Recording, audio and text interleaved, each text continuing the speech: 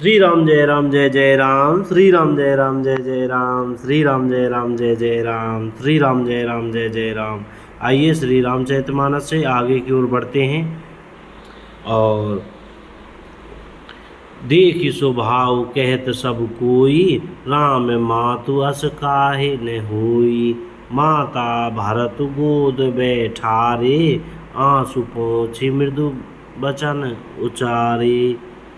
कौशल्या जी का स्वभाव देखकर सब कोई कह रहे हैं कि श्री राम की माता का ऐसा स्वभाव क्यों न हो।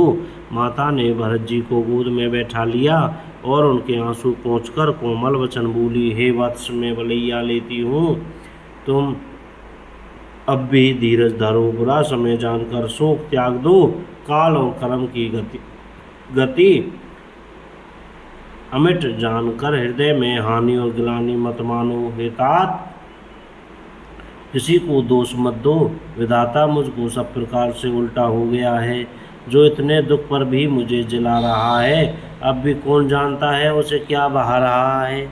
हे तात, पिता की आज्ञा से श्री रघुवीर ने भूषण वस्त्र त्याग दिए और वल्कल वस्त्र पहन लिए। उनके हृदय में न कुछ विषाद था न हर्ष। उनका मुख प्रसन्न था, मन में न आसक्ति थी न राग द्वेष। सबका सब तरह से संतोष कराकर वे वन को चले। यह सुनकर सीता भी उनके साथ लग गई। श्री राम के चरणों की अनुरागनी वे किसी तरह न रहीं। सुनते ही लक्ष्मण भी साथ हो उठ चले। श्री रघुनाथ जी ने उन्हें रोकने के लिए बहुत यत्न किए पर वे न रहे। तब श्री रघुनाथ जी सबको सिर नवाकर सीता और छोटे भाई लक्ष्मण को साथ लेकर चले गए। श्री राम, लक्ष्मण और सीता वन को चले गए। मैंने तो साथ ही गई और न मैंने अपने प्राण ही उनके साथ भेजे। यह सब इन्हीं आंखों के सामने हुआ तो भी अभागे जीव ने शरीर नहीं छोड़ा। अपने स्नेह की ओर देखकर मुझे लाज भी नहीं आती। राम सरी के पुत्र की मैं माता, जीना और मरना तो राजा ने खूब जाना। मेरा हृदय तो सैकड़ों वज्रों के समान कठोर है। कौशल्या जी के वचनों को सुनकर भरत सहित सारा रनिवास व्याकुल होकर विलाप करने लगा। राजमहल मानो शोक का निवास बन गया। भरत शत्रुघ्न दोनों भाई विकल होकर विलाप करने लगे। तब कौशल्या जी ने उनको हृदय से लगा लिया, अनेकों प्रकार से भरत जी को समझाया और बहुत सी विवेक भरी बातें उन्हें कहकर सुनाई। भरत जी ने सब माताओं की पुराण और वेदों की सुंदर कथाएं कहकर समझाया। सब माताओं को पुराण और वेदों की सुंदर कथाएं कहकर समझाया। दोनों हाथ जोड़कर भरत जी छल रहित पवित्र और सीधी सुंदर वाणी बोले, जो पाप माता पिता और पुत्र के मारने से होते हैं, जो पाप माता पिता और पुत्र के मारने से होते हैं, और जो गौशाला और ब्राह्मणों के नगर जलाने से होते हैं, जो पाप स्त्री और बालक की हत्या करने से होते हैं, और जो मित्र और राजा को जहर देने से होते हैं, कर्म वचन और मन से होने वाले जितने पातक एवं उपपातक बड़े छोटे पाप हैं, जिनको कवि लोग कहते हैं। हे विधाता, यदि इस काम में मेरा मत हो तो हे माता, वे सब पाप मुझे लगे। जो लोग श्री हरि और श्री शंकर जी के चरणों को छोड़कर भयानक भूत प्रेतों को भजते हैं, हे माता, यदि इसमें मेरा मत हो तो विधाता मुझे उनकी गति दे। जो लोग वेदों को बेचते हैं, धर्म को दुह लेते हैं, चुगलखोर हैं, दूसरों के पापों को कह देते हैं, जो कपटी कुटिल कलह प्रिय और क्रोधी हैं, तथा जो वेदों की निंदा करने वाले विश्व भर के विरोधी हैं, जो लोभी लंपट और लालचियों का आचरण करने वाले हैं, जो पराये धन और पराई स्त्री की ताक में रहते हैं, हे जननी, यदि इस काम में मेरी सम्मति हो तो मैं उनकी भयानक गति को पाऊं।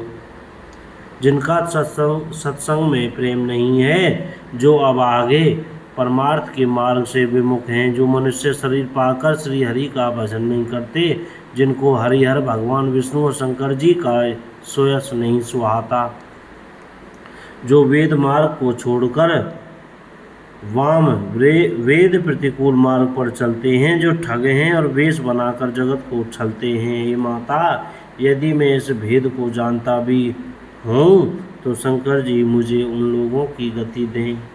माता कौशल्या जी के भरत के स्वाभाविक ही सच्चे और सरल वचनों को सुनकर कहने लगी, हे तात, तुम तो मन वचन और शरीर से सदा ही श्री रामचंद्र के प्यारे हो।